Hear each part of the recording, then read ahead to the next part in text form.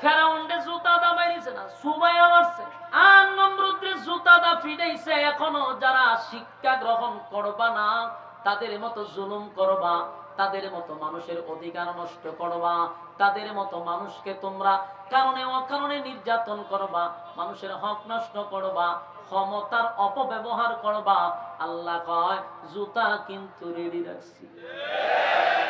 সম্মানের মালিক কে? আল্লাহ। ইজ্জত দেনওয়ালা কে? আল্লাহ বলেন ইজ্জতের মালিক আমি, বেইজ্জতিও কিন্তু আমি করি গো। ইজ্জত দিয়া যখন মালিক আমারে চেয়ারে বসাইলো, শুকরিয়া আদায় করা দরকার, আল্লাহ চেয়ার আমি বসতে পারছি। চেয়ারে বৈশা যদি আমি ক্ষমতা দেখাইয়া ক্ষমতার অপব্যবহার করি, আল্লাহ কয় বেইজ্জতিটাও কিন্তু আমার হাতে।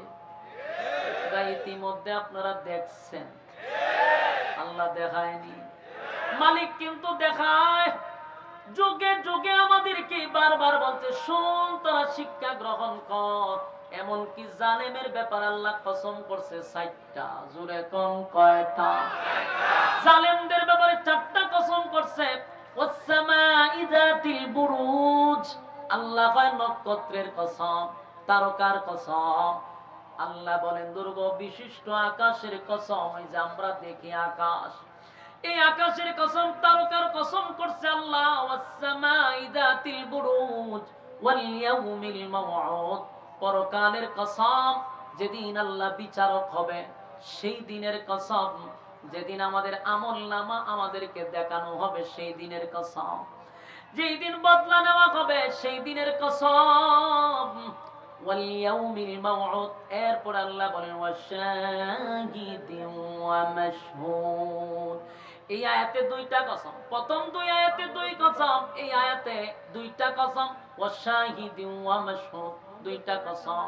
আল্লাহ বলেন ইয়াউমুল জুমআ, জুমার দিনের কসম। ইয়াউমুল আরাফা, আরাফার কসম, যে দিনটা মানুষের কাছে ঘুরে ঘুরে বারবার আসে সেই দিনের কসম। তাহলে রব্বি কারীম 4টা কসম করলো। কেন 4টা কসম করলো?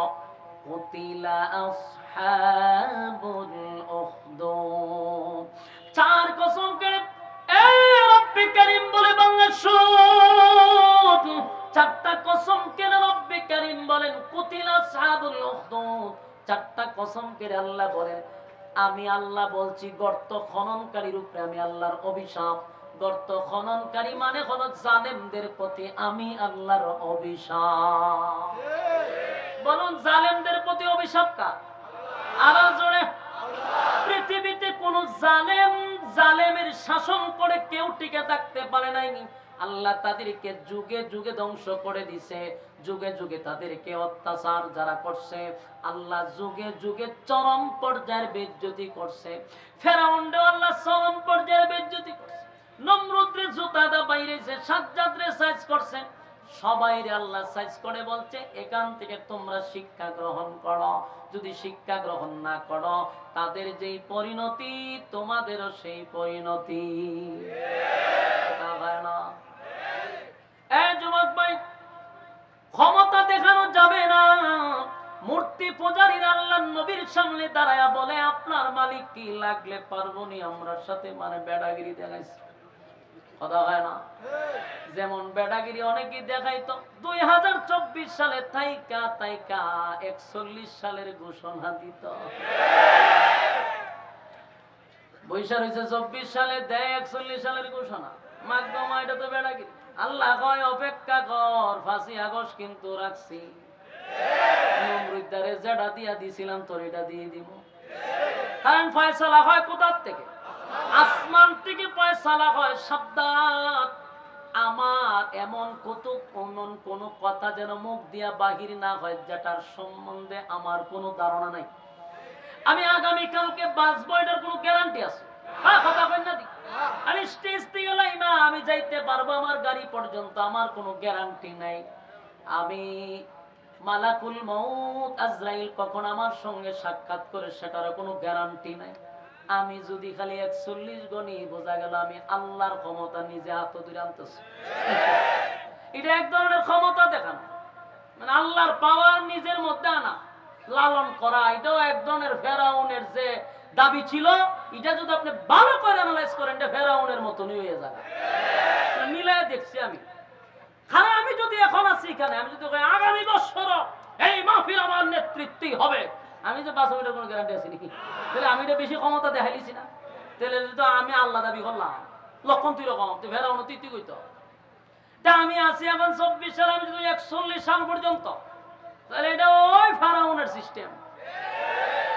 আল্লাহ কয় আমি এগুলো পছন্দ করি না, আমি পছন্দ করি না। আল্লাহ ঠিকই ডাইরেক্ট ব্লক মেরা দিছে। বাস্তব না বাস্তব?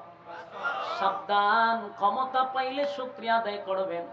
আগামীতে যারা বসবেন তাদের কাছে আমার একটা বার্তা হলো, অতীত থেকে শিক্ষা গ্রহণ করো। এই দিন নয়, আরো দিন আছে। বাতিজা বেশি লাপানি ভালো নয়, অতীত থেকে শিক্ষা গ্রহণ করো। তোমরা যদি শিক্ষা গ্রহণ না করো, যেটা দিয়া লামানি সেটা কিন্তু 30 সালও থাকবো, কথা হয় না? তাই এখন থেকে শিক্ষা গ্রহণ করাটাই হলো বুদ্ধিমানের কাজ, বুদ্ধিমানের কাজ। যেই কাজটা অতীতে হয়ে গেছে এটা যেন আমাদের দ্বারাই না হয়, কথা হয় না? চুরি ডাকাতি বদমাশি বাড়ছে না কমছে? এখন আমার অ্যানালাইসে বাড়ছে। আমি একবার বাস্তব বলি আপনাদের, এই জয়দেবপুর, গাজীপুর কোন জায়গা, জয়দেবপুর রেল স্টেশনের কাছে 4-5 দিন আগে নিজের চোখে দেখে বলতেছি, আমি নিজের চোখে দেখতেছি যে মুখের মধ্যে লাল কাপড় লাগায়া হাতর দাও লইয়া ওপেন ডাকাতি করতেছে। আমি গ্লাস খুললা প্রশাসনকে বলতেছি, ভাই লোকটারা তো কুবাইতেছে, আপনারা তাড়াতাড়ি যান। প্রশাসন আমার মুখের পয়সা হইছে, একটা জায়গায় আটকাইছে আর একটা প্রশাসনের টাইনে লই গেছে ওপেন মানুষের সামনে। আফসোস, কোন দেশে বসবাস করতেছে? আমরা মনে হয় দেশ পরিবর্তন হয়ে গেছে গা? পরিবর্তন এখনো হয় নাই। এগুলা কারা লাড়াছাড়া করতেছে? মানুষ কি বুঝার আর বাকি দিছে? বুঝার বাকি নাই। এজন্য বলতেছি, নিজের চোখে দেখছি, এজন্য বলছি। আর ডাকাতি চুরি সবচেয়ে বেশি বাড়ছে, বিশেষ করে ভয় তো আমরার জন্য। প্রতিদিন রাস্তায় এর সাথে সাক্ষাৎ হয়ে যায়। কোনদিন গাড়ির মধ্যে উরুম দুরুম মারা শুরু করে, তো কদিন আগে এক বুজুর্গ মানুষ ওনার গাড়ি কুবাই নিছে। আমাদের বামুনবাড়ির একজন বুজুর্গ গাড়ি কুবাই নিছে, টেকা নিবি নে, এরপরে গাড়ি কুবাই না, এরপরে হুজুর সব দেলাই যা আছে সব দিয়া দেন। দিবে তো আমি তোর দিতে প্রস্তুত, গাড়ি কুবাসকে সবগুলার মুখে কাপড় দেওয়া, এটা তো ভাই রাস্তাত করে। আর আমি তো দেখলাম জয়দেবপুর, আল্লাহর কোরআন সামনে, একটা কথা মিথ্যা না। আমি তো ওপেন বলতেছি, মিডিয়া যদি যায় প্রশাসন শুনতো না, প্রশাসনের সামনে ডাকাতি হইতাছে। আমি প্রশাসনকে বলছি, ভাই আপনারা যান, তারে বাঁচান, একটা আড্ডা আর একটা টাঙ্গা লইয়া জায়গা। সোনার বাংলাদেশের প্রশাসন চিন্তা করছে, আগে তো করলে কিছু পাইছি, লইতে পারতাম না, দায়িত্ব পালন করতাম না। বাস্তব না বাস্তব? আগে দায়িত্ব পালন করছে কেন জানেন? রাস্তায় পাইছে, কষ্টের বিনিময়ে কিছু মানছে দান সদগা, জানের সদগা, মালের সদগা, ইটা সব রাস্তা ফলাই দিয়ে গেছে, যে আমার জানের সদগা তোরে দিয়ে গেলাম। ইতানে সদগা মদগা খাইতে খাইতে পোলা বানের চোখ একটা মজা যায়, একটা মজা যায়, মানে আতুর লুলা হয়। কেন? মানুষের কলিজা ছিদ্র করা টেকা নিছে রাস্তার থেকে। বাস্তব না বাস্তব কইছি? এখন দায়িত্ব পালন করে না কেন? নাই।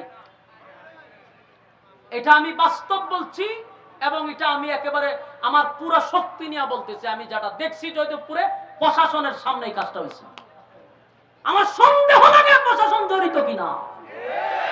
কেন বলতে বাধ্য হয়েছে? আমি যেই জায়গায় বারবার বলছি, স্যার আপনারা লোকটাকে বাঁচান, হুও করলো না, হাও করলো না, কিতা বুঝতাম আমি? কম যেখানে প্রশাসনের কাছে নিরাপত্তা নাই, এখন আমরা তো ভয় আছি। এই প্রশাসন সেই প্রশাসন না, এটা স্বৈরাচারের প্রশাসন রয়ে গেছে। এদের কাছে আমরা এখনো নিরাপদ না। বর্তমান সরকারকে বলবো ছাঁটাই করেন, তাহলে লক্ষণ খারাপ, তাহলে আমরা বিপদে করুন। তো আল্লাহ আমাদের হেফাজত করুক, আমি। তাহলে বলুন, এখন কি শান্তি পাইতেছে? শান্তি কোথার থেকে আসবে? আসমান থেকে শান্তি আসবে, ফয়সালা তো উপর থেকে। জমিন আপনি কাম কু কাম, দিনের কাম রাতের কাম সব করে পিএইচডি করে বসে রয়েছেন, আপনি শান্তি দোকান কোথার থেকে? শান্তির মায় যে বাইকিয়া গেছে এটা জানেননি? শান্তি নাই, শান্তি লইয়া পলাইয়া গেছে। শান্তি পেতে হলে আপনাকে ইসলামের কাছে আসতে হবে। ইসলাম নাই শান্তি আপনারে ব্যাকআপ আপনারে ব্যাকআপ করে দেব, ডাইলে ডিফিউজ দিয়ে দেব। যুবক ভাইরা আমার, রব্বে কারীম বলেন আমি মানুষকে ক্ষমতা দেই, মানুষকে ইজ্জত দেই, মানুষকে সম্মান দেই, দিয়া পরীক্ষা করি। কারণ কি করে? মানুষকে আল্লাহ কোন সময় ক্ষমতার চেয়ারে বসায় পরীক্ষা করে, কোন সময় ধন সম্পদ দিয়া পরীক্ষা করে। কিন্তু এই ধন সম্পদ পাইয়া যদি মালিকরে বলে যান, আল্লাহ কয় আমি কিন্তু ছেড়ে দিব না। ওই ইহুদিরা বলল, খ্রিস্টানরা বলল, মূর্তি পূজারীরা বলল, তোমার আল্লাহ কি আমাদের সঙ্গে লাগলে পারবে? হ্যাঁ ভাই ভাই, শেষ, আমার বয়ান শেষ। আল্লাহ রাব্বুল আলামিন বলেন, রব্বে কারীম বলেন, ইহুদিরা যেই প্রশ্ন করলো, খ্রিস্টানরা যেই প্রশ্ন করলো, আপনার আল্লাহ ক্ষমতা কতটুকু, সেই কথা তো নমরুদে বলছে, এখন মূর্তি পূজারীরা কয়। আল্লাহ কয় তৃতীয় শেষ আয়াতে আল্লাহ বলেন, ওয়ালাম ইয়াকুল লাহু কুফুয়ান আহাদ। শেষ আয়াতে রব্বে কারীম বলেন, ওয়ালাম ইয়াকুল লাহু কুফুয়ান আহাদ। তারা বলে আমার শক্তি কেমন জানায় দেন, আমার সমতুল্য, আমার সমকক্ষ কেউ নাই, আমার সমতুল্য কেউ নেই, আমার সমকক্ষ কেউ নাই। যুবক ভাইরা দিলের কান লাগায় শুনেন, কথা বললেন না, এক কথাগুলি মনোযোগ দিয়ে শুনেন। আল্লাহ শেষের আয়াতে বলেন আমার সমকক্ষ কেউ নাই। তাহলে আবার চিন্তা করেন, প্রথম প্রশ্ন আপনার আল্লাহ কয়জন, দ্বিতীয় প্রশ্ন আল্লাহ আপনার আল্লাহ কি করে, তৃতীয় প্রশ্ন আপনার আল্লাহ বিয়া শাদী করছেনি, তৃতীয় প্রশ্ন হলো আপনার আল্লাহ ক্ষমতা কতটুকু। কয়টা প্রশ্ন? চারটা। আল্লাহ একটার উত্তর দেয়, কুল হুয়াল্লাহু আহাদ, নবী আপনি বলুন আমি আল্লাহ একক, অদ্বিতীয়, আমার কোনো সাথী সঙ্গী নাই। আল্লাহুস সামাদ, আমি অমুকাফিকি, আমার কোনো, আমি কারো উপর ডিপেন্ড করি না, কারো উপর নির্ভর করি না, কুল কায়নাত আমার উপরে ডিপেন্ড করে। তিন নাম্বার হলো আল্লাহ জানায়া দেয় লাম ইয়ালিদ ওয়া লাম ইউলাদ, আমি কারো কাছ থেকে জন্ম নেই নাই, আমি কাউরে জন্ম দেই নাই। চার নাম্বার হলো ওয়ালাম ইয়াকুল লাহু কুফুয়ান আহাদ, আমার সমকক্ষ, আমার সমতুল্য কেউ নাই। সুবহানাল্লাহ। তাহলে আমরা সূরাটারে কয় ভাগে ভাগ করছিলাম? এই তিন ভাগে। বুঝলা লাইছে কয় ভাগে?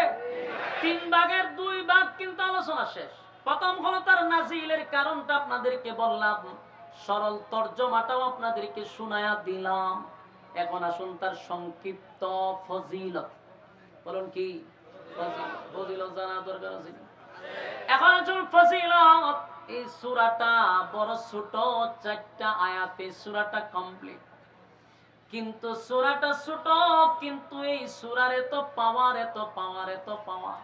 যেই সময় নাজিল হইছে, একজন সাহাবী চিৎকার দেয়ার বলে জয় হোক আমার আল্লাহ, চিৎকার শুরু করছে, এমন ভাবে চিৎকার শুরু করছে, আর বলে এত নেকি কোথায় রাখবো, এত নেকি কোথায় রাখবো। সাহাবায়ে কেরাম লোকটারে তাফা দিয়া দইরা কয় বেড়া চিল্লাস কেড়ে, হয় আমার চিল্লানো বুঝবা না, দইরা তারে লইয়া গেছে রাসূলের কাছে, হুজুর এই লোকটা খালি চিল্লায়।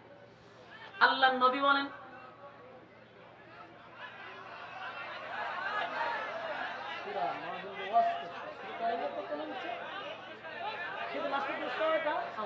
لله الأكرم الذي خلق الإنسان وكرم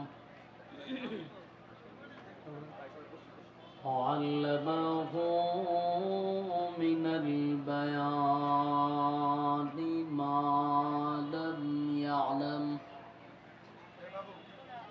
فسبحان الذي لا يحصى امتنانه باللسان ولا بالقلم ونشهد أن لا إله إلا الله وحده لا شريك له وأشهد أن سيدنا وسندنا وحبيبنا ومولانا محمدا عبد الله ورسوله أرسله بالحق بشيرا ونذيرا وداعيا إلى الله بإذنه وسراجا منيرا أما بعد فأعوذ بالله من الشيطان الرجيم بسم الله الرحمن الرحيم قل هو الله أحد الله الصمد لم يلد ولم يولد ولم يكن له كفوا أحد صدق الله العظيم درود شريف পড়েন মাইক করতে গেছে মাইক কোথাতে আছে হ্যাঁ সাউন্ড কি করতেছেন হ্যাঁ সাউন্ড ক্লিয়ার করে বক্স লাগাইছে 60টা না হ্যাঁ 6টা বক্স লাগাইছে 2টা বক্স লাগাইলে কেমন হয় ফাজলামি করতে আছে না মাইক ঠিক করে اللهم صل على محمد وعلى آل محمد كما صليت على إبراهيم وعلى آل إبراهيم إنك حميد مجيد الحمد لله আয়োজিত আজকের গাজীপুর জেলার অন্তর্গত কোনাবাড়ি 22 মাইল দক্ষিণ পাড়া গার্মেন্টস শ্রমিক সমন্বয় যুব সমাজের উদ্যোগে আয়োজিত আজকের এই বার্ষিক তাফসীরুল কোরআন মাহফিলের সম্মানিত সভাপতি জনাব মোহাম্মদ রফিকুজ্জামান রফিক সাহেব, আজকের মাহফিলের প্রধান অতিথি জনাব মোহাম্মদ বাবুল হোসেন সাহেব, আজকের মাহফিলের যিনি প্রধান মেহমান হযরত মাওলানা রফিকুল ইসলাম মাদানী সাহেব সহ হযরত মাওলানা ফরিদুল ইসলাম রিজওয়ান সাহেব, তারপরে আছেন মুফতি আব্দুল মতিন সিরাজি সাহেব, মুফতি উবায়দুল্লাহ বিন সাইদ সাহেব সহ দিগার হযরত উলামায়ে কেরাম। উপস্থিত আছেন আমার তরুণ যুবক ভাইরা, মুরব্বিয়ানে আজম, মাইকের আওয়াজ যতটুকু দূরে যায় অবস্থানরত পর্দানিশী মা ও বোনেরা, সকলকে আমার অন্তরস্থল থেকে জ্ঞাপন করছি মোবারক সবটুকুন শুকরিয়া আল্লাহ সুবহান মহিয়ান গরিয়ান সর্বশক্তিমান আল্লাহ পাকের জন্য, যিনি অত্যন্ত দয়ামায়া করে হাজারো মানুষের মাঝখান থেকে যাচাই বাছাই করে নির্বাচিত করে পছন্দ করে দিনই এক মজলিসে আসার বসার তৌফিকটুকু রব্বে কারীম আমাদেরকে দিয়েছেন। শুকরিয়া আদায় করছি আলহামদুলিল্লাহ। লক্ষ কোটি দুরুদ এবং সালাম আল্লাহর সৃষ্টির প্রধান আকর্ষণ জনাবে মুহাম্মদুর রাসূলুল্লাহ সাল্লাল্লাহু আলাইহি ওয়াসাল্লামের উপর।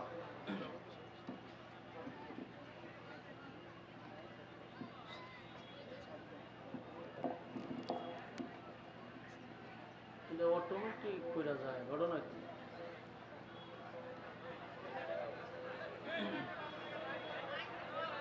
আওয়াজ নাই,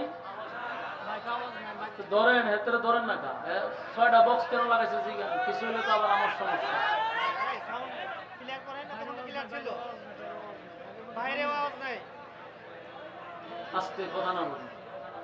এরা ইচ্ছাকৃতভাবে আমাকে মিডিয়ার সামনে বিতর্কিত করতে চায়। এতক্ষণ সাউন্ড ভালো ছিল না, আমি আসলে এগুলো ইচ্ছাকৃত করে, এদের ব্যবসায় নিজের ইচ্ছায় লালবাতি জ্বালায়, পরে আমরা ব্যবসা খাই দিছে। আর যে কিরামেন খাতিবিন কালকে ছেড়ে দিব, মাইক মেনের লগে আশরাফির যুদ্ধ,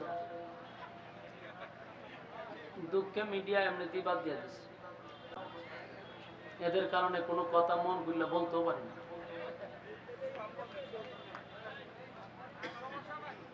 সাউন্ড ঠিক করেন সান্দু, সাউন্ড ঠিক করেন, 5 মিনিট পরে সব পাবলিক লাগাই দিন।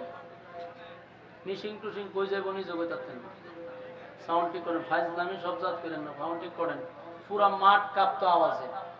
6টা বক্স কেন আনছেন? হ্যাঁ, 6টা বক্স কেন আনছেন? ফাইজলামি করবেন আনছেন? ডিজো গানও লাগাই দেন, এরা দেখবেন মাঠই কাঁপায় লাভ। আর মাহফিল হইলে ফাইজলামি করে। ফিডা ছাড়া এর কোনো ওষুধ নাই। ফিডার উপরে কোনো ওষুধ নাই। একটা মাহফিল করতেই শ্রমিক কমিটির মাথার গাম পায়ে ফেলেছে, রাত দিন অক্লান্ত পরিশ্রম, একটা মাইকের জন্য পুরো মাহফিলটা তসতস করে দেয়। এজন্য এদের ওষুধ হলো ফিডা। এখন মাইক সমিতি আমার বিরুদ্ধে একবার পোস্ট করছে সারা বাংলাদেশ থেকে। আমি বলছি তাহলে আমার আরো কোমরে গামছা বান্ধাই দিছিস। মাইক যেখানে খারাপ হইব সমস্ত পাবলিক গিয়া মিশিং টিশিং সব সাইজ করে ছেড়ে দিবে। কারণ এরা কনসার্টও গেলে সাউন্ড দেয়, মাহফিলও গেলে ফাজলামি করে কেন? মগের মূল্যক নাকি সাউন্ডই করে? সম্মানিত সুধী, যারা রাস্তাঘাটে আছি মেহেরবানি করে ফ্যান্ডেলে চলে আসে। আমি আপনাদের সামনে ছোট্ট একটি সূরা ইখলাস তেলাওয়াত করছি। এই সূরা থেকে কিছু সময় আপনাদের সামনে কথা বলতে চাই। রব্বে কারীম যেন কথাগুলি বলার এবং আপনাদেরকে শোনার তৌফিক দান করে, আমিন। সময় খুব অল্প, কারণ প্রোগ্রাম রাখার সময় যে আমার ভাই এখানে আছে যিনি দাওয়াত দিচ্ছে, বইলেই রাখছি যে আমি দেওয়া সম্ভব না। আর এমন এক জায়গা গিয়ে প্রোগ্রাম নিছে, আইব হিসাবের খানখা, আলেম মানুষ। আমি বলছি যে নিতে পারবেন এক শর্তে, এশারের পরে 9:15 পর্যন্ত, এর উপরে 1 মিনিটও দিতাম। এই শর্তে উনি রাখছে। তা আপনারাও বসেন ইনশাল্লাহ। আমার পরে আপনাদের যার আগমনে আপনারা এখানে অবস্থান করছেন এবং যার অপেক্ষায় বসে আছেন, আমি যা শুধু আপনাদের কাছে দোয়া নিয়ে চলে যাবেন ইনশাআল্লাহ। এর ভিতরে আপনারা মনোযোগ দিয়ে কিছু কথা শুনেন। মন খারাপ হয়ে গেছে, বেডে বলে মিলে নাই, প্রথমেই মাইকটা খারাপ করছে, আওয়াজটা মূলতই কোনো মজার কোনো আওয়াজই করে নাই। আওয়াজটারে কি যে করে তুই সেটা আল্লাহ ভালো জানে। আমি যে সূরা তেলাওয়াত করছি, দেখেন কোরআনে 114 সূরা আছে। এই 114 সূরার মধ্যে আপনি দেখেন, কথা না বলি ভাই, আর বইলা লাভ নাই, অনর্থক সময় নষ্ট হবে। আর কথা না বলি, যেভাবেই হোক মনোযোগ দিয়ে কথাগুলি শুনি। কোরআনে কয়টা সূরা আছে? 114 সূরা। এর মধ্যে 2টা সূরা আছে একটা সাবজেক্টের উপরে আলোচনা। একটা হলো সূরা কাউসার আর একটা হলো সূরা ইখলাস। এই 2টা সূরা কোরআনের 114 সূরার মধ্যে একটু ব্যতিক্রম। এই সূরাটা শুধু একটা সাবজেক্টে আলোচনা, ইখলাস শানে এলাহি, কাউসার শানে রাসূল। এই 2টা সূরা একটা সাবজেক্টে আলোচনা। ভাই একটু মনোযোগ দিয়ে শুনুন। তাহলে এই 2টা সূরা ব্যতিক্রম কেন বললাম? যে একটা সাবজেক্টে আলোচনা। ইখলাস শানে এলাহি মানে আল্লাহর শান মান মর্যাদা নিয়ে আলোচনা। কাউসার রাসূল সাল্লাল্লাহু আলাইহি সাল্লামের শান মান নিয়ে আলোচনা। এর মধ্যে আমি ইখলাস তেলাওয়াত করছি। ইখলাস শব্দের অর্থটাই হলো খাঁটি। বলুন, ইখলাস শব্দের অর্থ কি? খাঁটি, মানে নির্ভেজাল, ভেজাল নেই। খাঁটি কেন রাখা হইলো এটা আপনারা আলোচনা শুনলে বুঝতে পারবেন। আমি যদি অল্প সময়ে সূরাটার 3টা ভাগ করি, তাহলে আপনারা আলোচনা বুঝতে শুনতে খুব সুবিধা হবে। 3টা ভাগ যদি করি, প্রথম নাজিল হওয়ার কারণ, পরে তার সরল তর্জমা, পরে তার সংক্ষিপ্ত ফজিলত, তাহলে সহজে বুঝতে সুবিধা হবে। নাজিল হয়েছে এটা মক্কা নগরীতে রাসূলের হিজরতের আগেই। কিছু খ্রিস্টান, কিছু ইহুদি, কিছু মূর্তি পূজারী, এই দ্বিত্ববাদী, তৃতীয়বাদী, বহুবাদী, এই 3 দল একত্রিত হয়ে রাসূল আরবী সাল্লাল্লাহু আলাইহি সাল্লামের কাছে গেছে, গিয়ে প্রশ্ন করছে যে আপনি যে একত্ববাদী খোদার দাওয়াত দেন, এটা কোন আল্লাহর দাওয়াত দেন? আপনার জন্মের আগের থেকে আমরা আল্লাহকে আল্লাহ বলে দাওয়াত দেই, তা আপনি আবার কোন আল্লাহর দাওয়াত দেন? প্রশ্ন কারে কে করে? ইহুদিরা, খ্রিস্টানরা, মূর্তি পূজারীরা। প্রশ্ন কারে করে? আপনারা গাজীপুরের মানুষ, ময়মনসিংহের লোক আছেন নি কেন?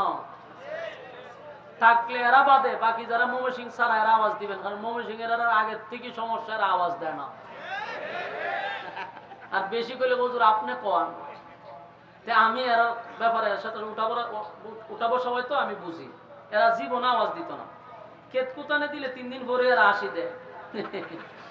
তাহলে বাকি যারা ডাকাইয়া থাকেন আল্লাহর রাস্তে একটু হ্যাঁ না ঠিক বেঠিক বলবেন নি, অন্তত পক্ষে আপনারা পিকআপ দেন, অন্তত আপনারা যদি আওয়াজ দেন তো আমার আওয়াজ বাড়িব। মাইকে আওয়াজ দেও কার না দেও, আপনারা তো আওয়াজ দিতেই তাহলে আমার আওয়াজ বাড়িব।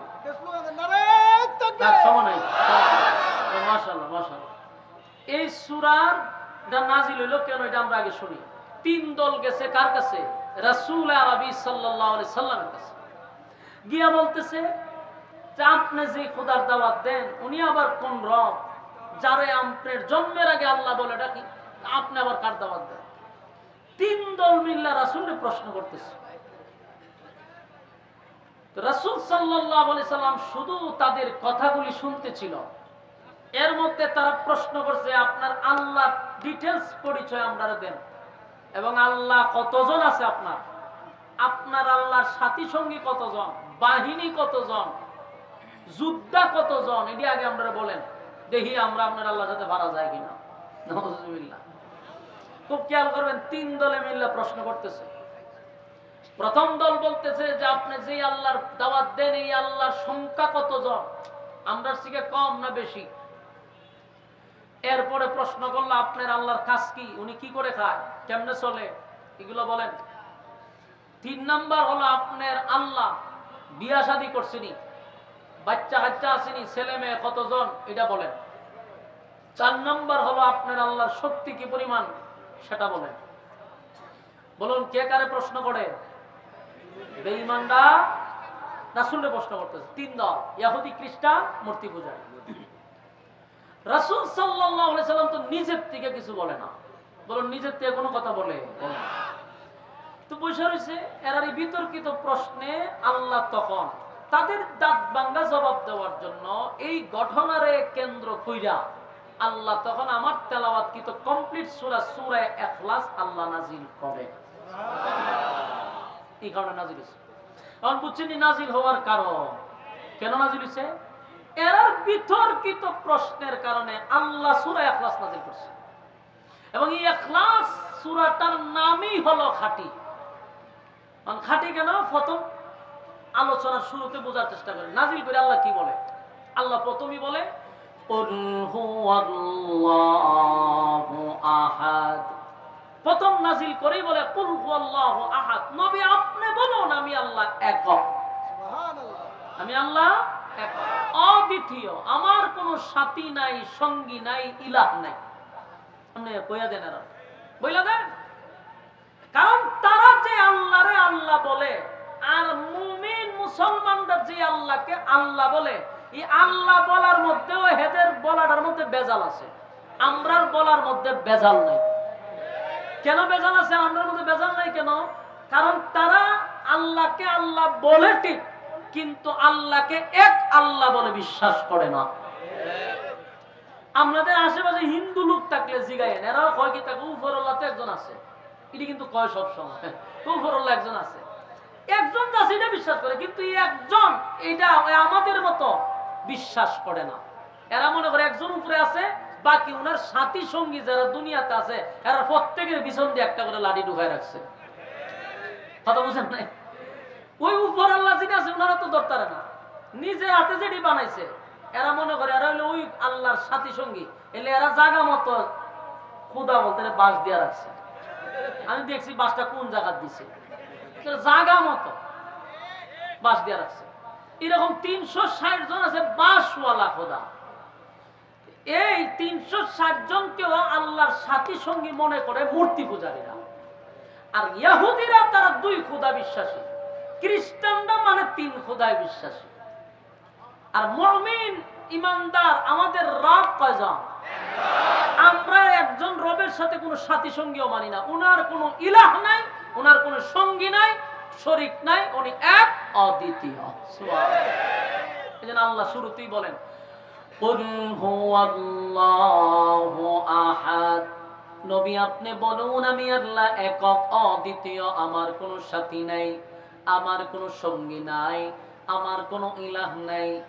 কুল হুয়াল্লাহু আহাদ, নবী আপনি বলুন আমি আল্লাহ একক অদ্বিতীয়, আমার কোনো সাথী নাই, আমার কোনো সঙ্গী নাই, আমার কোনো ইলাহ নাই। এদের প্রথম প্রশ্ন হলো আপনার আল্লাহ কয়জন? আল্লাহ উত্তর দেয় আমি আল্লাহ এক অদ্বিতীয়। সুবহানাল্লাহ। এই জন্য আমাদের ঈমান আর আকীদা হলো আমাদের রব একজন, আমাদের রব একজন, যার কোনো সাথী নাই, যার কোনো সঙ্গী নাই। ইহুদিরা উপরে একজন আল্লাহ আছে সেটা বিশ্বাস করে, খ্রিস্টানরাও বিশ্বাস করে, কিন্তু তাদের বিশ্বাসের মধ্যে হলো মরিয়ম আলাইহিস সালাতু ওয়াস সালামকে তারা আল্লাহর বউ মনে করে, নাউজুবিল্লাহ, এবং ঈসা পয়গম্বরকে আল্লাহর ছেলে মনে করে। তাই এরা টোটাল 3 জন খোদায় বিশ্বাসী, নাউজুবিল্লাহ। কিন্তু বলে আমরা উপরে আল্লাহ আছে তাকে মানি, কিন্তু তার সাথী সঙ্গী পৃথিবীর জমিনে আছে। এই জন্য তাদের আল্লাহ বলা আর আমাদের আল্লাহ বলার মধ্যে বেশ কম আছে না নাই? আল্লাহ এই জন্য সূরা ইখলাস শব্দ রাখছেন। ইখলাস শব্দের অর্থ হলো খাঁটি, ইখলাস শব্দের অর্থ হলো খাঁটি। আমাদের ঈমানটা হলো খাঁটি, আমরা একজন খোদাকে বিশ্বাস করি। আমরা কোনো কিছু চাইলে একজন খোদার কাছে চাই, ঠিক নেই? ওই মূর্তি পূজারীদের মধ্যে দেখবেন বিভিন্ন খোদায় ভাগ ভাগ করা, তারা ধন সম্পদ চায় একজনের কাছে, তারপরে মঙ্গল চায় আর একজনের কাছে, ভাগ ভাগ করা আছে। এদের আছে কালী মা, সরস্বতী মা, আইজন মা, কত মা আছে দেখবেন, এক একটা ভাগ ভাগ করা আছে। এই কাজের জন্য এই মার কাছে চায়, ওই কাজের জন্য ওই মার কাছে চায়। কথা মনে আছে না? এর কিন্তু বিভিন্ন ভাগ আছে। দেখলেন ফল ফসল হইলে কয় যে আমাদের দেবী মা আসার কারণে আমাদের খেতে ফসল হইছে, হয় না? তার মানে এরা ভাগ ভাগ করছে। উপরে একজন আছে, এটা তারা মুখে বিশ্বাস করলেও তাদের অন্তরে হলো যে এক একজন এক এক দায়িত্বে আছে। আর ইমানদারের একমাত্র ইমান হলো আমার আল্লাহর কোনো সাথী নাই, আমার আল্লাহর কোনো সঙ্গী নাই। আল্লাহুস সামাদ। 2 নাম্বার প্রশ্ন হলো আপনার আল্লাহ করেটা কি? আমার আল্লাহ বলেন আল্লাহুস সামাদ, আমি অমুকাফিককে আমি কারো উপর ডিপেন্ড করি না, আমি কারো উপর নির্ভর করি না, আমি আল্লাহ কারো উপর নির্ভর করি না। এটা জানায়া দেন। আল্লাহ বলেন আল্লাহুস সামাদ, আল্লাহ তো জানায়া দিল। এরপরে তারা প্রশ্ন করে আপনার আল্লাহর ছেলে মেয়ে কয়জন? আপনার আল্লাহ কি বিয়ে শাদী করছে গো? আমার মালিক বলেন লাম ইয়ালিদ ওয়া লাম ইউলাদ। আল্লাহ বলেন আমি কারো কাছ থেকে জন্ম নেই নাই, কাউকে জন্ম দেই নাই। এই ইহুদি খ্রিস্টানরা তারা মনে করে মরিয়ম আলাইহিস সালাতু ওয়াস সালাম আল্লাহর স্ত্রী আর ঈসা পয়গম্বর আল্লাহর সন্তান। নাউজুবিল্লাহ। রব্বে কারীম স্পষ্ট জানায় দেন লাম ইয়ালিদ ওয়া লাম ইউলাদ, আমি আল্লাহ কারো কাছ থেকে জন্ম নেই নাই, কাউকে জন্ম দেই নাই। এই যুবক ভাইরা, আল্লাহ কারো কাছ থেকে জন্ম নেয় নাই, আল্লাহ কাউরে জন্ম দেয় নাই। বেঈমানদের প্রশ্ন ছিল 3 নাম্বার, এটার উত্তর পাওয়া গেছে। 4 নাম্বার প্রশ্ন হলো আপনার মালিকের ক্ষমতা কতটুকু আমরা জানতে চাই। আমাদের খোদার তো অভাব নাই, আপনার খোদা কি আমাদের সঙ্গে পারবে? আমাদের সঙ্গে কি যুদ্ধ লাগলে পারবো? নাউজুবিল্লাহ। এই কথা তো ফেরাউনও বলছে, এই কথা নমরুদেও বলছে, ইব্রাহিম খলিলুল্লাহর সঙ্গে একই বক্তব্য নমরুদেও দিছে। নমরুদে আল্লাহ বানাইছিল দেশের বাদশা, ছোটখাটো একটা দেশের বাদশা নয় গো, পৃথিবীতে 4 জন ছিল বাদশা। যারা গোটা পৃথিবী রাজত্ব করছে, এমন 4 জন বাদশাকে আল্লাহ দুনিয়ার জমিনে পাঠাইছে। 2 জন মুমিন, 2 জন বেঈমান। এর মধ্যে একজন হলো বেঈমানের মধ্যে একজন হলো নমরুদ। এই নমরুদরে আল্লাহ গোটা পৃথিবীর রাজত্ব দিছে, গোটা পৃথিবীর রাজত্ব দিছে। এত বড় রাজত্ব পাইয়া, এত বড় রাজত্ব পাওয়ার পরে, এত বড় রাজত্ব পাওয়ার পরে নমরুদ আল্লাহর শুকরিয়া আদায় করলো না, বরং উল্টা আল্লাহর সঙ্গে যুদ্ধ করার জন্য প্রস্তুতি নিছে। তার মানে ক্ষমতায় মানুষকে ঘুরাইয়া দেয়, কথা বলো। মানুষ যখন ক্ষমতা পায় তখন মানুষের মন মানসিকতা পরিবর্তন হয়ে যায়। নমরুদা পাইছে ক্ষমতা, কিন্তু নিজেরে খোদাই বানাইছে। ফেরাউনকে দিল ক্ষমতা, ফেরাউনও নিজেরে খোদা বানাইছে। এরা ছিল পৃথিবীর সবচেয়ে বড় জালেম।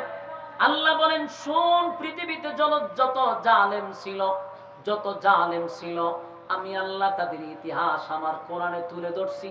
কেন জানো? পরবর্তীতে নেক্সট জেনারেশন যেন তোমরা এখান থেকে শিক্ষা গ্রহণ করতে পারো। এরপরও যদি শিক্ষা গ্রহণ না করো গো, তাহলে ফেরাউনরে যেমন সুবাইয়া মারছি, নমরুদরে যেমন জুতা দা ফিডাইয়া মারছি, শিক্ষা গ্রহণ না করলে জুতার বাড়ি কিয়ামত পর্যন্ত চলতেই থাকবে। কথা হয় না? ওই উনি নি পিছনে মাতুন না দি, ওই দেরা না করে উনি না। কপাল খারাপ, কপাল তামা দেন, কপাল খারাপ আমরা, কপাল দোষ খালি আমার। কয়টা পিছনে রাখো, কটা কোন আর 2টা কোন, আমরা তো জানি না, ওয়াজুতিও নেই। চিন্তা করছেন, এই যে আবেগগুলা সব নষ্ট করছে। যেই পরিমাণ মাইক লাগাছে, মাঠটা কাঁপতো আছে, আর আমি খালি সব কাছের মারতাম আসলাম। অন্ত সিঙ্গেল লই আমি কুলাইতে পারতাছি না, আমি তো সব কাছের মারলাম বলে খালি। কপাল খারাপ আপনারা।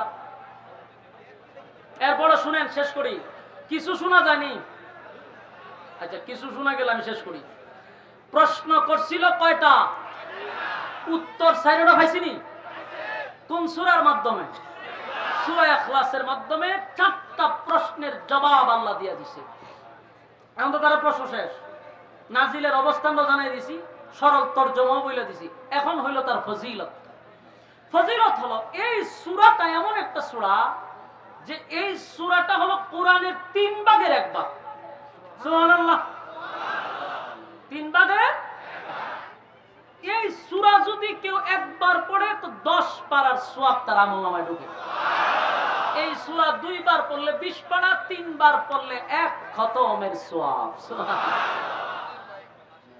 কয় খতমের? 1 খতমের সওয়াব পাওয়া যায়। এটার ফজিলতের আগে আরেকটা কথা বলি। এই সূরাটা নাজিল হওয়ার পিছনে আল্লাহ আমাদের প্রতি অনেকটা দয়া এবং মায়া দেখাইছে। যদি এখন কিভাবে? কারণ এর পিছনে আমি দেখলাম যে প্রচুর একটা মায়া আমাদের প্রতি আল্লাহর রয়েছে, না হলে এই ফজিলতটা আল্লাহ দিতেন না। অবশ্যই আমাদের প্রতি আল্লাহর মায়া বেশি, এজন্য এই ফজিলত দিছে। তার একটা কারণ শুনেন, কোরআন হলো মানব জাতির জন্য এক নিয়ামত। কথা কি বুঝতেছেন? কোরআন হলো মানব জাতির জন্য নিয়ামত। এই নিয়ামত পাওয়ার পরে যারা এটা কদর করে নাই, এরা সবচেয়ে বড় দুর্ভাগ্য এবং তাদের কপাল পোড়া। কারণ কোরআন পাওয়ার পরে আমরা অনেক মানুষ আছি ফ্যান্ডেলের ভিতরে, শত শত মানুষ আছে যারা এখন পর্যন্ত সূরা ফাতিহা থেকে নিয়ে সূরা নাস পর্যন্ত দেখে খতম দিতে পারে নাই। টিকের আওয়াজে বোঝা যায় মাশাআল্লাহ 2 একজনের মিস হইছে, আর সবাই খতম দিয়ে লাইছে। আপনারা আওয়াজে বোঝা যায়।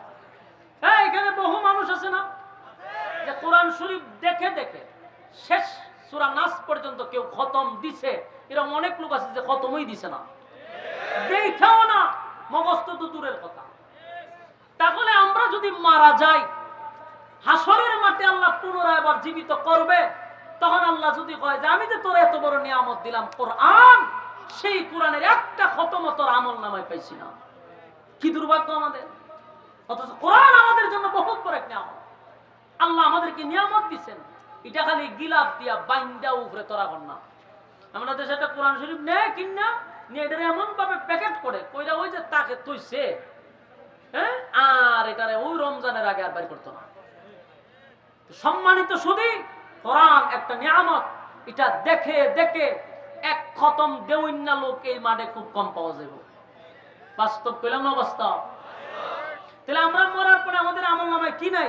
কোরআনের খতম নাই। আবার এখন কোরআনের খতম আছে, পড়ছি না অনেকে, কিন্তু আল্লাহর মায়া দয়া বেশি। এই জন্য আল্লাহ করলো কি, যে সূরা ইখলাস যদি কেউ 3 বার পড়ে, আমি আল্লাহ তার আমল নামায় একটা খতমের সওয়াব দিয়ে দিব। কত বড় নিয়ামত পেয়েছি আমরা। বলুন, এটা আল্লাহ আমাদের প্রতি দয়া দেখাইলো না? তাহলে 3 বার পড়লে কয় খতম? এই সূরা যদি আমরা 3 বার পড়ি এক খতম পাবো ইনশাআল্লাহ। তাহলে আমার সাথে কি আপনারা পড়তে রাজি আছেন? তাহলে পড়েন, কুল হুয়াল্লাহু আহাদ আল্লাহুস সামাদ লাম ইয়ালিদ ওয়া লাম ইউলাদ ওয়া লাম ইয়াকুল লাহু কুফুয়ান আহাদ।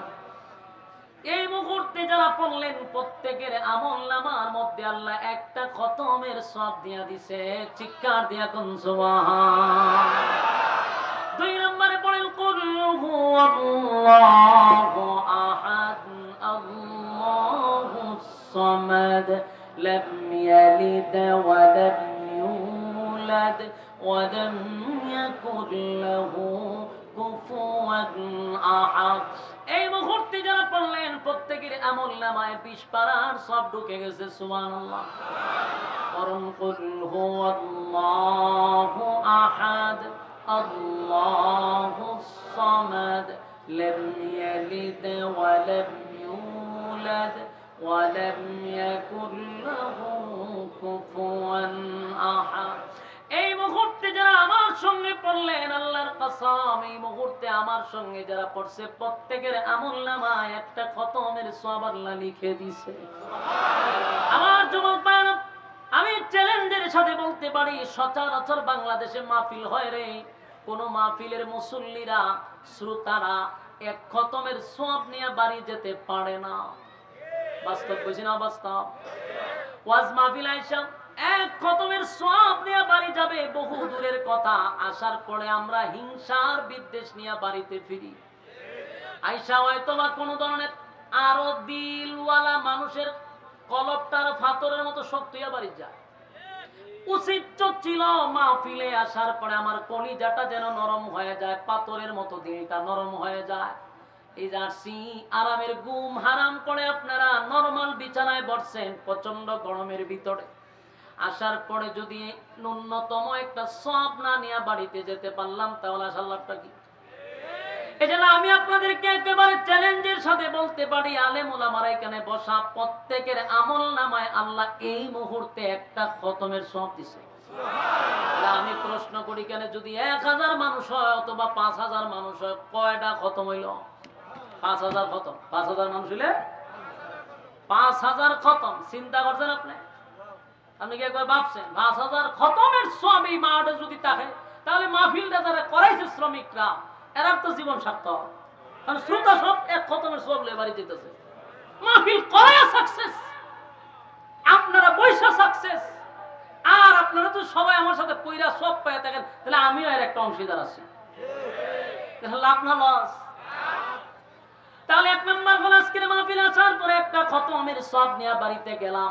এবার আসুন, সূরা এখানে শেষ নয়, সূরার আরো ফজিলত আছে না নাই? আল্লাহ রাব্বুল আলামিন বলেন, এই সূরা যদি কেউ 5 বা 10 বার পড়ে, প্রতিদিন কমপক্ষে 10 বার, তাহলে আল্লাহ রাব্বুল আলামিন জান্নাতের ভিতরে তার জন্য একটা বালাখানা তৈরি করে দেয়। সুবহানাল্লাহ। এই জান্নাতের বালাখানা, দুনিয়ার মানুষ একটা গুলশানের বাড়ির জন্য মানুষ বাড়ি দাঁড়ায়, বাড়ির জন্য বনানীতে বাড়ির জন্য মানুষ পাগল। আর আল্লাহ বলেন, জান্নাতে আমি তোর জন্য বাড়ি বানাবো, বিনিময়ে 10 বার সূরা ইখলাস পড়বি। আপনারা কইবেন, হুজুর আমি যদি দৈনিক 100 বার পড়ি, তাহলে কতগুলা বাড়ি? আমি মরার আগ পর্যন্ত পড়লে এত বাড়ি আমি রাখবো কোথায়? ঠিক নেই? এই প্রশ্নগুলা করে মূলত আমাদেরকে নাস্তিকরা। আমারে করছে প্রশ্ন, আমার প্রশ্ন করছে, হুজুর ওয়াজ করে গেছি, খাইতাম কমিটি দিকে, ওয়াজ শেষ গেছি খানা খাইবার লেগে, কিন্তু ওয়াজের মধ্যে সব আল্লাহর ওলি, তাই না? কিছু নাস্তিকও বসা থাকে। এই নাস্তিকগুলো আবার কমিটির সদস্য থাকে, কোন জায়গা থেকে ফুস্টরের নামও থাকে।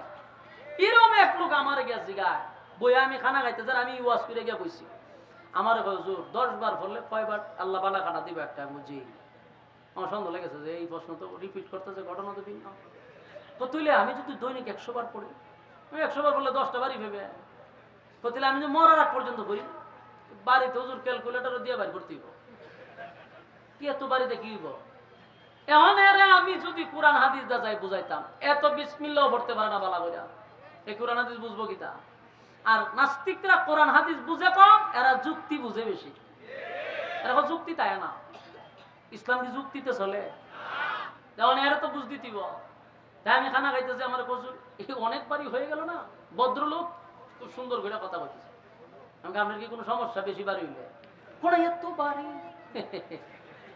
আচ্ছা চাচা আপনি কি করেন আমার ঢাকাতে বিজনেস আছে দেশের বাড়ি কোথায় এখানে এখানে কি আপনার বাড়ি আছে হ্যাঁ গ্রামের বাড়ি একটা আছে ঢাকাতে ঢাকাতে আমার 2টা প্লট আছে আপনার ছেলেগুলা বাহিরে থাকে তাহলে তো মানে মোটামুটি একজন ভালো মানুষ ঢাকাতেও বাড়ি আছে এখানেও বাড়ি আছে তাহলে মানুষ তো একজন বাড়ি 3টা কেটে হ্যাঁ বাড়ি 3টা কা কোন এলো আমার ছেলে মেয়ে আছে বাড়িটা তো আপনি নি আমারই 3টা কা 3টা তো লাগে ছেলে আছে গ্রামের বাড়ি হিসাবে মাঝে মধ্যে বছর একবার আসি আমার প্রশ্ন হলো চাচা এটা তো বলতেছি না আপনি তো মানুষ একজন বাড়ি 3টা লাগে কা বাড়ি একটা থাকবো জান্নাত তো আপনার বাড়ি এতগুলো এটা নিয়ে আপনি ক্যালকুলেটর হিসাব দিয়ে বাড়ি ভাঙনাম নেই এখন আপনার আমি প্রশ্ন করি আপনি দুনিয়াতে বাঁচবেন কয় বছর সর্বোচ্চ আমরা সীমা রেখা 60 বছর কথা কয় না 60 বছর আপনি যে 3টা বাড়ি করলেন আপনি তো বেশি টাকার মালিক না এই জন্য 3টা করছেন আপনি যদি শেখ হাসিনার পিএস এর মতো 400 কোটি টাকার মালিক হইতেন আপনি বাড়ি কটা করতেন চাচা আপনি আমার উত্তর দিন কটা বাড়ি করতেন আপনি আপনার টাকা যতটুকু আছে অতটুকু করছেন 3টা যদি আপনি 400-500 কোটি টাকার মালিক হইতেন আপনি বনানীতে করতেন একটা গুলশান একটা করতেন বাড়িদারা একটা করতেন হরিরামপুরা একটা করতেন এরপরে যেখানে ভিআইপি জায়গায় এখানে বাড়ি করা শুরু করতেন এখানে শেষ এরপরে দেখতেন আপনার কানাডা ওখানে বাড়ি করতেন এরপরে দেখতেন আপনারা জাতীয় জায়গা বেগম পাড়া এখানে বাড়ি করতেন আমার প্রশ্ন হলো যারা 100 কোটি টাকার 1000 কোটি টাকার মালিক এরা বাড়ি কি একটা 2টা কথা কয় না দি ডাকাইতে আছে 50টা 16টা বাড়ি আমরা যে এসপি হারুন আঙ্কেলের বাড়ি কটা জানেন অভাব নাই আঙ্কেলের বাড়ি হাউন আঙ্কেল বাড়ির অভাব নাই তাহলে হাউন আঙ্কেল কত টাকার মালিক যেই পরিমাণ মালিক ওই পরিমাণ গড়ের বড় তো দেশও করতেছে না সুরারা তো জায়গা বাহিরে গিয়া গড় করে এখন প্রশ্ন হলো যতটুক টাকার মালিক ততটুক বাড়ি করছেন টাকা যদি বেশি থাকতো বেশি বাড়ি করতেন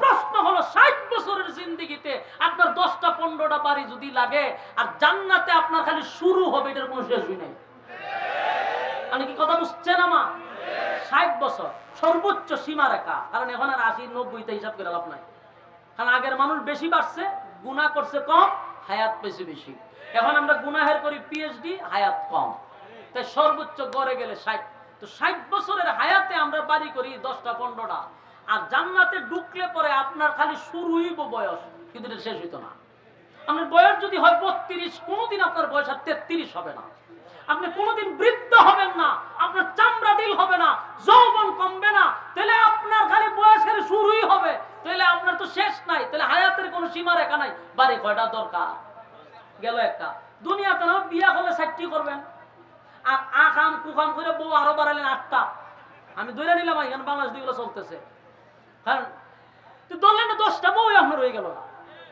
10টা বউয়ের 10টা বাড়ি আর জান্নাতে আপনারা সর্বনিম্ন বউ দিব 72টা আর নাম্বার ভাইয়া ফাঁক যদি বেশি করেন তাহলে বউয়ের কোনো হিসাব নাই তাহলে প্রতি বউ বাড়ি ঘোড়া লাগে হ্যাঁ মাথা ভাতলার দলা কম পরে মুরব্বীরে বয়া খামুকিতে আমি খালি রেডি বুঝাইতেছি যে বিয়া কটা করছেন কয়েকটা তুই একটা দি তোর 2-3টা বাড়ি তুই যদি বিয়া করেছ 100টা তোর বউ যদি 100টা থাকতো তুই বাড়ি ঘোড়া করলে কম সব মিলে একজন কইছে আমি কইছি অহন 10 বার না অহন ডেইলি 100 বার করবেন সূরা ইখলাস কতবার পড়বেন 100 বার মুরব্বী 100 বার পড়বেন এরপরে ক্যালকুলেটর টিপ দিতে দেখেন বাড়ি ভাড়া দরকার এরপর আপনার আরো বাড়ি দরকার আর দুনিয়াতে আমাদের গ্রামের বাড়িতে ছোট্ট একটা জায়গাতে আমাদের বাড়ি আর আল্লাহ কয় আমি এক একটা মানুষকে জান্নাতে রাজত্ব দিব এই পৃথিবীর 10টা পৃথিবীর সমান তোর বাড়ি তো হাজার হাজার কোটি কোটি বাড়ি দরকার তোর কি হায়াত শেষ হইব কেন এইগুলা নাস্তিকরা প্রশ্ন করে নাস্তিকের আরেকটা প্রশ্ন শুনে শেষ করে লেতেছি প্রশ্নটা কইয়া। নাস্তিক যে প্রশ্ন করে যে আপনারা বলছেন কবরে হবে আযাব, কবরে সাপে কামড়াইবো, কবরে মারবো, কত খবর বাংলা দেখছি, জীবনে দেখলাম না কোনোদিন সাপ কোনোদিন আগুন। কি প্রশ্ন করেনি? প্রশ্ন করে কয় আমরা তো গুরুস্থানে যাই, গিয়া দিই কবর ভাঙ্গা, কিন্তু কবরের ভিতরে কোনো আগুনও দেখলাম না, মাইরও দেখলাম না, সাপও দেখলাম না। ওয়াজি ডিফাইন করো, বুঝতে পারছি যে শয়তানের খারাজিল কি, হ্যাঁ যে শয়তানের খারাজিল কি বুঝতে পারছি। এর উত্তর কিন্তু কোরআন হাদিস দিলে হবে না। এ যে এইভাবে প্রশ্ন করছে এইভাবে উত্তর দেবে বোন চাচা। আপনি কালকে স্বপ্নে কি তা দেখছেন কোন? স্বপ্ন বলতে ইয়াদ থাকে না, আমি জীবনের একটা স্বপ্ন কোন? ওই আমি স্বপ্নে একবার দেখছি যে এক জায়গায় আমি আমার পরিবার নিয়ে ঘুরাইতে গেছি, সেখানে খুব একটা সুন্দর জায়গা, আমরা কিছুদিন থাকছি। হ্যাঁ হ্যাঁ স্বপ্ন অনেকগুলো শুনছি, আমি এর ধরার মতো একটা স্বপ্ন পাইতেছি না। পরে লাস্টে বললাম চাচা এক বেচারা ঘুমের মধ্যে স্বপ্নে দেখে সে পাশে একজন ঘুমে আর একজন জাগ্রত, দুইজন লোক একই কাছে, একজন ঘুমা একজন জাগ্রত। তো ঘুমের ব্যক্তিরা স্বপ্নে দেখে যে সে একটা বাগানের ভিতরে ঘুরতেছে, পিছন দিকে একটা ভয়ঙ্কর বাঘ তার উপরে আক্রমণ করার জন্য আসতেছে। ঘুমের মধ্যে চিৎকার মারা শুরু করছে। চিৎকার যখন মারা শুরু করছে, কাছের লোকটা হয়ে কান দেখা ঘুমের দ্বারা বয়ে বিয়া তারপর কান্দস কেন, আবার ঘুমাইছে। কিছুক্ষণ পরে দেখে মন আনন্দে খালি হাসতেছে। তুই হাসস একবার কান্দস একবার ঘুমের মধ্যে, কারণটা কি? কয়বার আমি স্বপ্নে দেখছিলাম একটা বাঘ আয় আমার দৌড়াইতেছে, এই ভয়ে আমি কাঁদছি। আর কিছুক্ষণ পরে যে হাঁটছি আমি দেখি একটা হরিণ আমি দৌড়ছি তাপা দিয়া, খুশিতে আমি লাফাইতেছি। অন সজাগ লোকটাকে একটা শটকনা দিচ্ছি, দেখো ভাই জামি করাস, তোর দ্বারে আমি বসা, আমি বাঘও দেখলাম না হরিণও দেখলাম না, তুই বাঘ দৌড়ালাস হরিণ দৌড়ালাস, মাথা ভাবলাম তে আলাপ সালাপ। আচ্ছা বলুন তো দেখি, ঘুমন্ত ব্যক্তি যা দেখে জাগ্রত ব্যক্তি কি তা দেখতে পায়? কথা বল না দি। ঘুমের ব্যক্তিরা যা দেখতে পায় জাগ্রত ব্যক্তি কি সা দেখতে পাইব? হ্যাঁ আপনার কাছে ঘুমায় ঘুমায় আমেরিকা গেছে, কিন্তু আপনি দেখতেছেন জায়গাতে ঘুমাইছে, মানে আপনি তো তা দেখবেন না, আপনি জাগ্রত, আপনি ঘুমান, আপনি দেখবেন। ঠিক তেমনি ভাবে মৃত ব্যক্তির সাথে যা হয় জিন্দা ব্যক্তি তা দেখতে পায় না। আমার কি বুঝতে পারছেন আপনারা? মৃত ব্যক্তির সঙ্গে যা ঘটে তা জীবিত মানুষ দেখতে পায় না, অনুভব করতে পারে না। নাস্তিকদের প্রশ্ন হলো মুসলমানকে আটকানোর জন্য। কতক্ষণ ঠিক? তাহলে বলুন জান্নাতের ভিতরে 10 বার পড়লে কটা বাড়ি দিবে? 10 বার পড়লে জান্নাতি একটা বালাখানা বানানো হবে। কারণ আপনি ওই হিসাব করে না যে এত বাড়ি দেখি করুন, আপনি পড়তে থাকেন। এখন কি করতে থাকেন? প্রতিদিন কমপক্ষে 3 বার, এরপরে 10 বার, এরপরে 100 বার পড়তে রাজি আছি ইনশাআল্লাহ। কারা কারা রাজি হাত তুললা দেখায়া দেই। লিল্লাহে তাকবীর, লিল্লাহে তাকবীর। আল্লাহ আপনাদেরকে সহ আমারে সহ আমল করার তৌফিক দান করুক, আমিন। সম্মানিত সুধী, আপনাদের আগ্রহ আমার অত্যন্ত পছন্দ হয়েছে এবং ভালো লাগছে যে আপনারা এত আগ্রহ নিয়ে কথাগুলি শুনতেছিলেন। কিন্তু যেটাই হয়েছে কি করবেন, এটা আমার দোষ নাই। বলেন আমার কোনো দোষ আছে? আমার 15-9টায় কথা বয়ান শেষ করা, আমি 9টা পর্যন্ত গেছি শুধু আপনাদের ভালোবাসা দেখা। আল্লাহ আপনাদেরকেও উত্তম জাযা